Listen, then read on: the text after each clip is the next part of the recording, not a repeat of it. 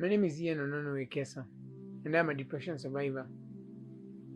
Currently, I'm living with my mom because I've not yet gotten a job, but I'm seriously looking for a job. I was affected with depression in 2017, back when I was still in campus, in Mo University Eldoret, main campus. And that depression literally changed my life. It turned my life around.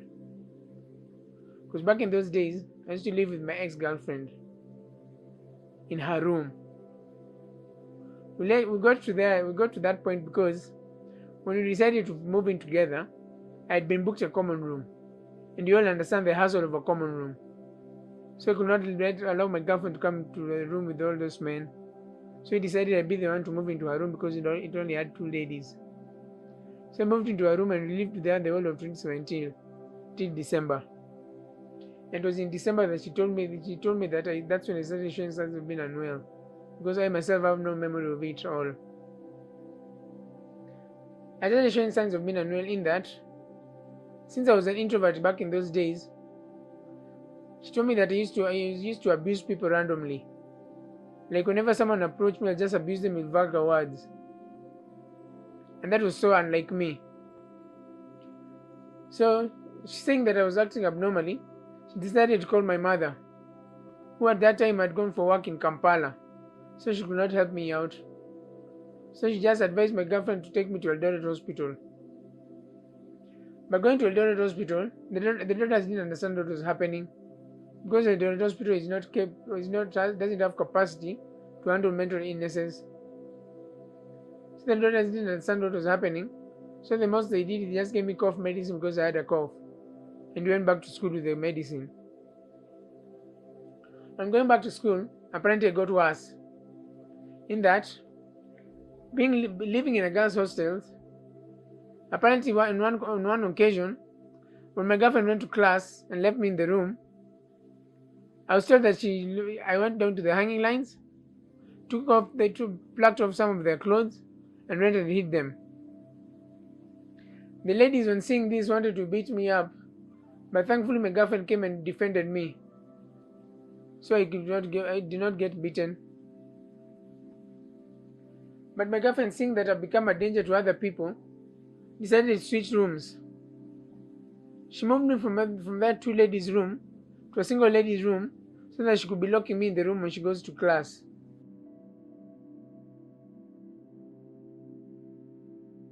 Living in those single ladies' room were for their rooms, so they were kept under tight security. In that, men were seriously chased outside the rooms past 10 o'clock.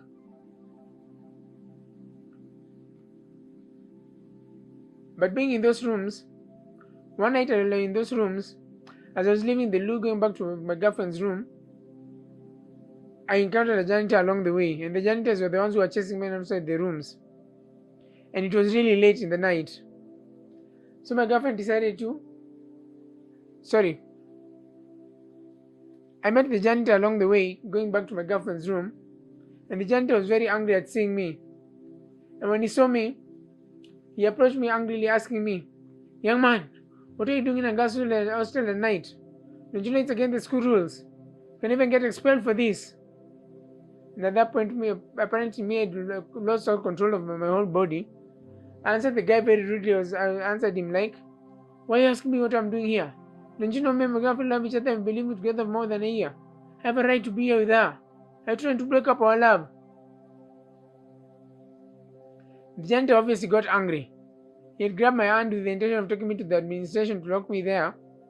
But thankfully my girlfriend had heard all that altercation and came and she talked to the guy, telling him that please let us go back to sleep because this guy is not well in his head. Allow us to go back to sleep so that in the morning I can put him on a matatu to take him to Nairobi to go back to hospital. The janitor accepted and we went back to sleep. The next morning, my girlfriend did just that. She took me to Eldoret town, put me on a North Rift, sat me in the front seat to the driver, and told the driver to drop me off at Total Petrol Station 87, which is my hometown.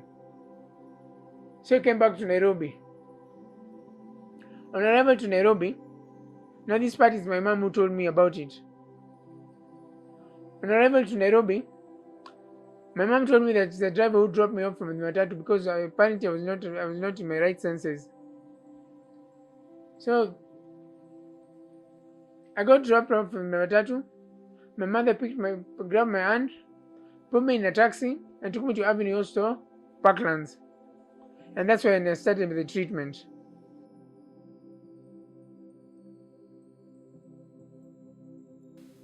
So on arrival to Avenue Hospital, the doctors put me under observation. And after they did that, they came back to my mom and told her that the symptoms that I'm exhibiting are the same symptoms that drug users exhibit when they're off their drugs. But my mom denied that I've never used any drugs, which is true. So the doctors told her that they have to do a drug test because the medication they wanted to give me was very strong, and if there were any drugs in my system, they will interfere with the medication. So the doctors decided to do a drug test. I was told that the moment they injected me with the syringe to take a blood sample, immediately my arms and feet became weak until they became paralyzed. And when I became paralyzed, I had to be admitted to the hospital. So, on being admitted, I was taken through physiotherapy. I know this because there's this video I watched when I was healing of my girlfriend helping me walk in a hospital ward. And that video really touched me. Because it showed the care she had for me. And it showed the love that she had for me. So I stayed in hospital for 3 weeks. Because by the third week, the bills had already incurred to such a high amount that my mom could not cope with it. So I had to be discharged after the third week. I was discharged without fully healing, taken back home, laying on the sofa set where I could be seen easily, and imagine it is on that sofa set that I lay for 4 months. Imagine that.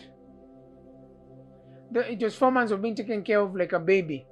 I was being spoon-fed, being taken to the bathroom. Basically, I was a big baby. So, after the 4th month, I started showing signs of recovery. In that my arms and feet started shaking slowly. My mom was observant and noticed that something is happening, so she came and tried to lift me up to stand. I got hold of the standing up. The moment I got hold of the standing up, I started being taught how to walk like a child, how to talk like a child, how to use my arms like a child.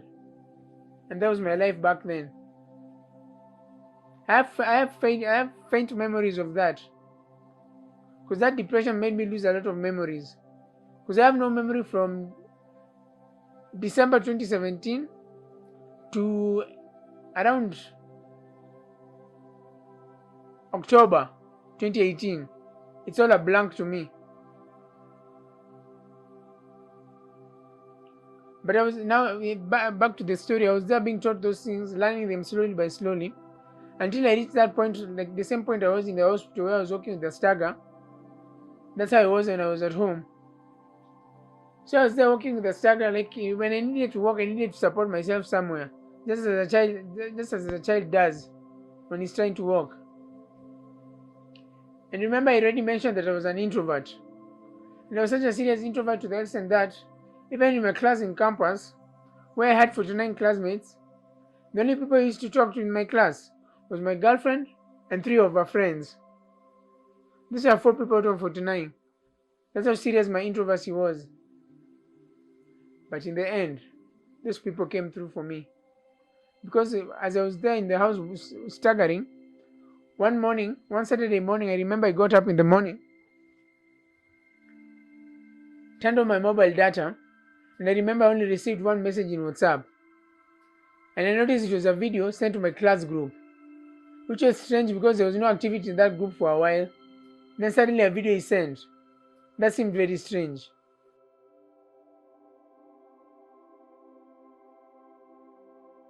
So, I was there, I noticed that video. and I was very anxious to see what the video was about. So I turned on. So I tapped it to start downloading. I was so anxious till I just sat there watching it download.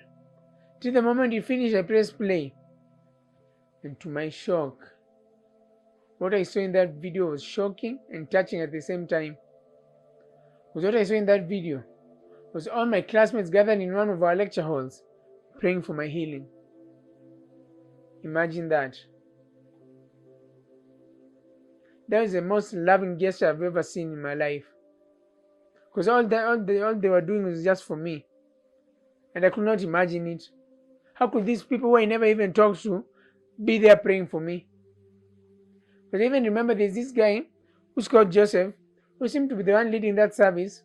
He was just there declaring things like, Lord Jesus, we pray that you heal our brother Ian, bring him back to us better than ever, remove this evil illness from him.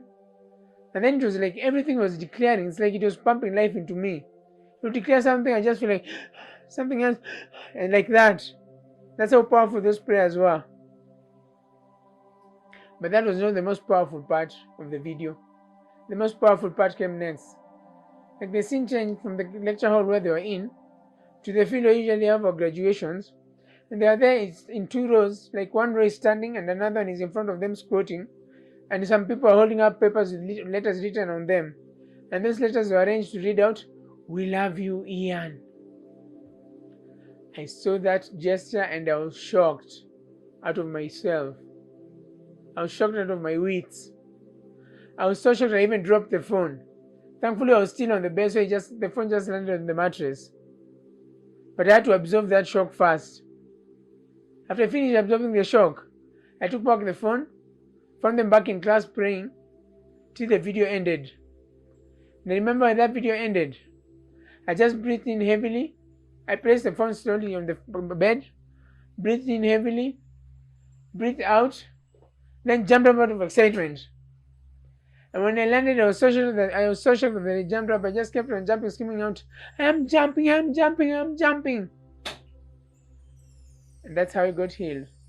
And that is a miracle working God we serve.